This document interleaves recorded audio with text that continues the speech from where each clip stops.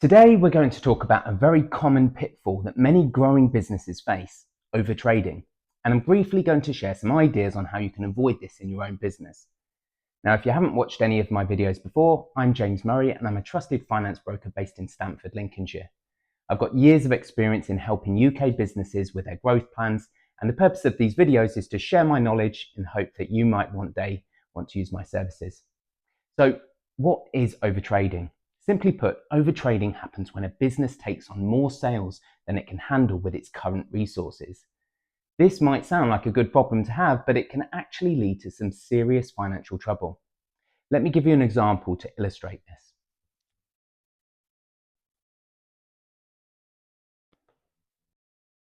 Let's imagine there's a small company and let's call them ABC Furniture Limited. And they make beautifully designed custom furniture. Now, normally ABC Furniture produces and sells about 100 pieces of furniture per month. They've got a nice little business, really profitable. Let's say they have enough staff. They've also got enough materials,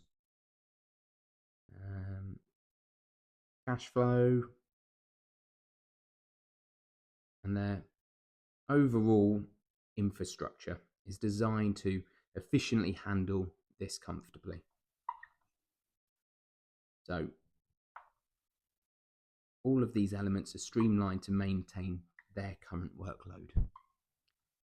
So now, one day, ABC Furniture lands a huge contract to produce, say, 500 pieces of furniture in the next 2 months for a new hotel.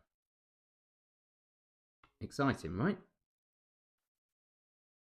So obviously the company agrees to do the deal, but they won't receive any of that revenue until the new contract is completed, or at least they might start receiving a little bit of it in the first month.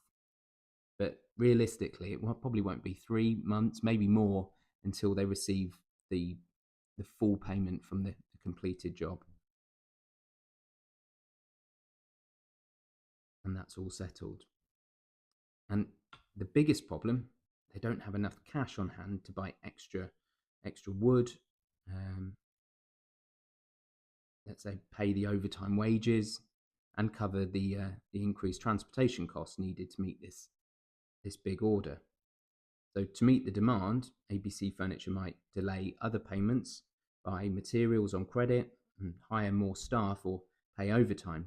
But soon they realise they don't have enough cash to pay the suppliers when the credit period ends. They will struggle to pay the extra wages on time, and their usual operations will most likely start to suffer. And even though ABC Furniture has a lot of sales on paper, they're facing cash flow problems because they don't get paid until after delivering the furniture. So the company's growth has outpaced its ability to finance that growth. So to avoid this overtrading, it's crucial to manage your growth carefully. So making sure you have enough financial resources to support your expansion. So that's cash in the bank, and that could be potentially securing additional funding, which can be anything from an increased overdraft limit. You could be looking at credit lines, or even consider invoice factoring or discounting, or any other types of sort of cash flow finance that might help those operations if they've been responsibly put in and they go with the scalability and the growth of the business. And then really there's the simple, just try and scaling at a more sustainable pace. Instead of jumping at the first 5 or 10x contract, consider incrementally increasing your growth to ensure the business can improve its cash flow to meet the demand of the increased revenue.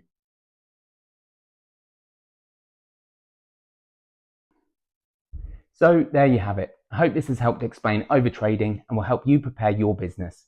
Remember, it's like training for a marathon. You need to build your stamina, or in this case, your financial resources, before you can go the full distance. Thanks for watching, and if you found this video helpful, please like, subscribe and share with other business owners who might benefit. See you next time.